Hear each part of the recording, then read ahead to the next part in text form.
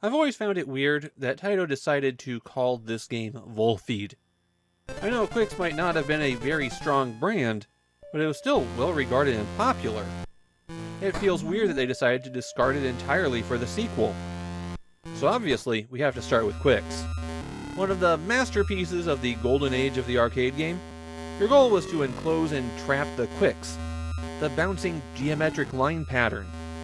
To do that, you drew lines in enclosed areas, and the geometric patterns that formed as you filled in the stage made this game one of the more visually striking of the era. A few years after that, Taito made a sequel called Super Quicks. We're just going to move past that because the next sequel was Volfied, and that was a lot more well regarded. The arcade game followed the same basic principles as Quicks: fill in the screen and trap some monster that was roaming around it, but the game added power-ups, additional small creatures that would interfere with you, and attacks that your ship could perform from the safety of the edges. The PC Engine got the first console port of Volfied, and the thing that will jump out at you immediately is that they had to adjust the layout of the screen. The arcade Volfied has a vertical orientation, while the PC Engine version has a horizontal orientation. The plot of Volfied is... Just kidding, there's no plot. The manual even just jumps straight to the controls. This is pure arcade action. Okay, there is an implied story.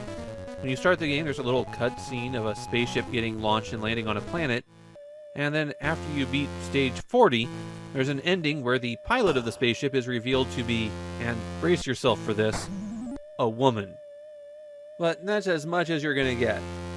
The way that every stage works is that there's some kind of big monster that's bouncing around, and you're controlling a craft that's stuck to the boundaries of the play area.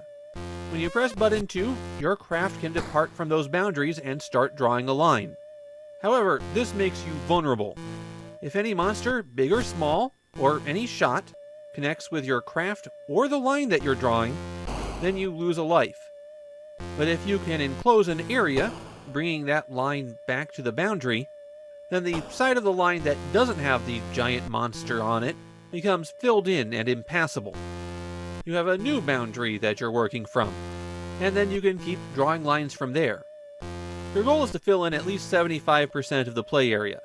If you can fill in more than that, then you'll get bonus points. And those bonus points build up pretty fast.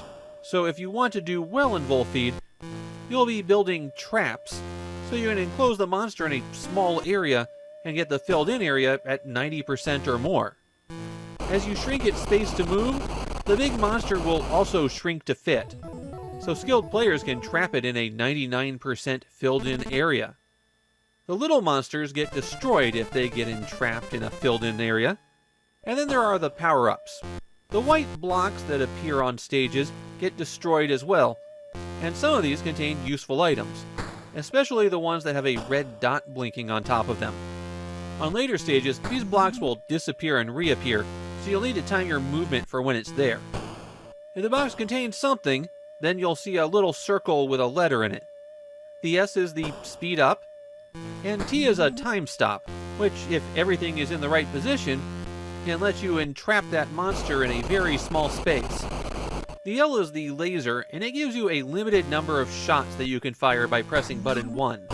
These don't affect the big monster, but you can destroy the little ones. The C is a crusher that destroys all of the small monsters. And then there's the star. The star is also a laser, but with a much smaller number of shots. And this laser can destroy the big monster. You'll get a small bonus for doing so it's really more worthwhile to trap it if you're going for score. There are a few useful strategies that work through the course of the entire game. For example, carving out small paths. These won't increase the percentage of filled-in area very much, but you can create areas to entrap the monsters more easily. Another useful thing to be aware of is that the big monster will freeze in place for several seconds before it fires a ranged attack. That's a perfect opportunity to make a big move. Well, as long as you can get out of the way of the shot. Volfied doesn't have any continues, but there is another option if you don't want to start over from stage 1 every time. At the title screen, hold down button 1 and select, then hit left left, down down, right right, up right. You have to do this pretty quickly because the title screen is only there for a few seconds.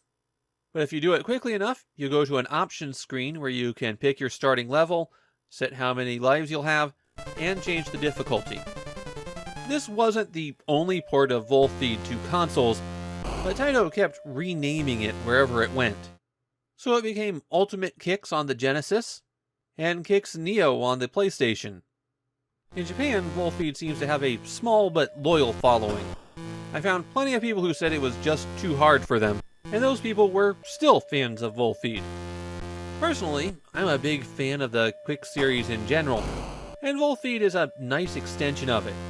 My preference is for the original arcade game, but I wouldn't put this that far below it. The power-ups make a nice twist on the formula, and so do the tiny little enemies. On the other hand, I'm not a real big fan of the giant sprites for the big monster. I think it limits the structure of the game a little bit too much, and so the centipede is the only boss design that I really am fond of. There's also not enough variation in the behavior of the big monsters. Half of them just bounce back and forth, occasionally giving a direction switch, and then stopping momentarily to fire an 8-way shot. The big monsters that have specific behavior are way more interesting. Unfortunately, they kind of wind up getting downplayed in the game. But those aren't very strong complaints. They're things I wish Volfied did better, not reasons I dislike it. Volfied's a great game in a classic arcade style, and one of the more distinctive games on the PC Engine.